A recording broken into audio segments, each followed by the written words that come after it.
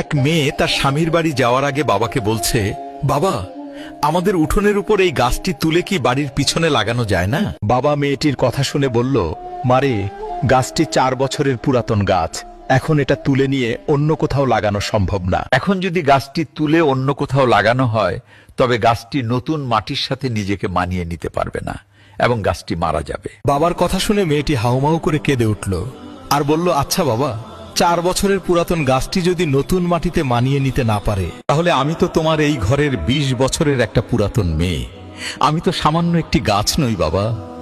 তাহলে তুমিই বলো, আমি কিভাবে অন্য একটি নতুন বাড়িতে গিয়ে নিজেকে সম্পূর্ণ মানিয়ে নিব আর কিভাবে নিজেকে সম্পূর্ণ বাঁচিয়ে রাখবো বাবা? মেয়েটির মুখে এমন একটি কথা শোনার পরে তার পরিবারের সবাই অবাক হয়ে গেল আর বাবা আওয়াজ করে হাউ মাউ করে কাঁদতে লাগলো। আসলে আমরা ছেলেরা মেয়েদের জীবনটাকে যত বেশি সহজ মনে করি, তাদের জীবনটা কিন্তু ততটা বেশি সহজ নয়, অনেক কঠিন। তাই আমি এই পৃথিবীর সমস্ত ছেলেদেরকে বলবো, আপনারা দয়া করে মেয়েদেরকে মন থেকে সম্মান করতে শিখুন এবং তাদেরকে ভালোবাসুন।